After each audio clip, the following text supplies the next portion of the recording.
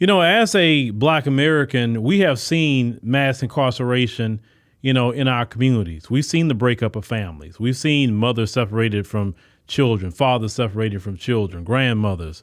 We've seen that. Definitely during the crack era, we've seen that. And nobody cried about mass incarceration at all because it was happening in the FBAs. But now mass deportations is happening and people are crying now, crying. I want you to check out what this sister says about mass incarceration. Mass deportation going on. Everybody's in an uproar. Everybody's scared. Everybody needs to come together to save these families because families are being broken up.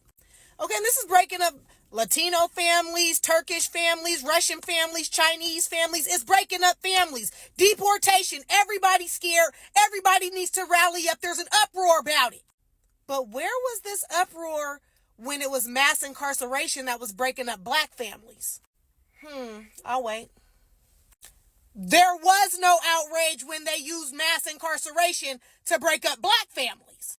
But now that mass deportation is breaking up families all over, like I said, Russian families, Turkish families, we all supposed to be in an uproar and a frenzy and oh my goodness, what was happening? Families are being broken up.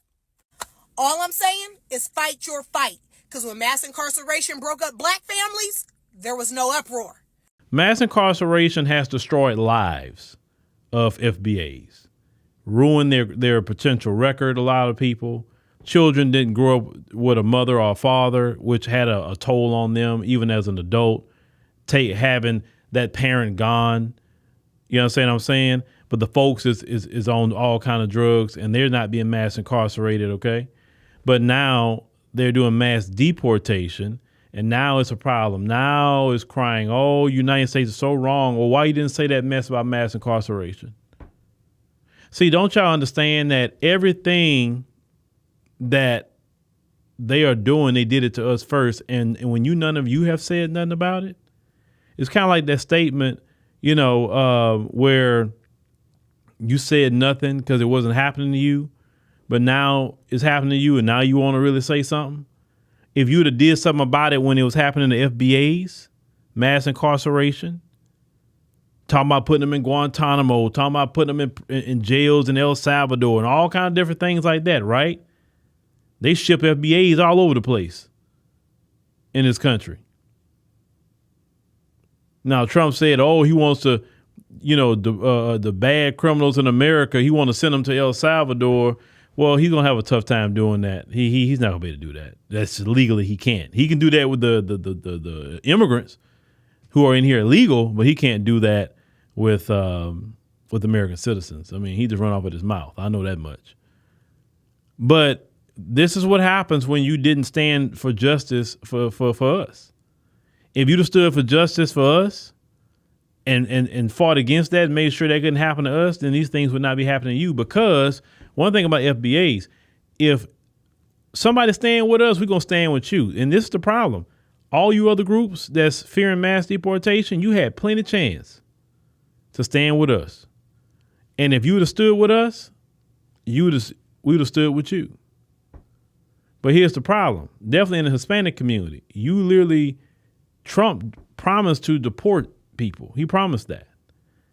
And a person with common sense said, wait a minute, I'm not going to vote for the person that's going to deport my family. Because, see, some of you, of course, you had to be citizens to vote, but you didn't consider your family members. And I've seen some of you say you didn't care if your family members got deported. Some of you didn't, but some of you did care. You know what I'm saying? Like, I'll never forget that video where that man he voted for Trump, but his wife was illegal. And his wife got picked up by ICE. And talking about, oh, can we work something out? Me and Trump work something out or whatever? Like, Trump ain't working nothing out with nobody.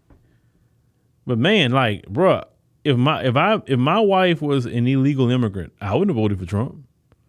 Not at all. I probably would have just sat it out.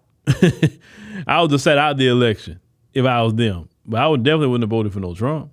Or either sat it out or possibly vote for Harris. I knew Harris wouldn't have deported like that if I was an immigrant. Right? But it's a new day. It's a new day. It's a new time. If you didn't stand up for us in mass incarceration, Well, how are we going to stand up for you with mass deportation? It's just that simple.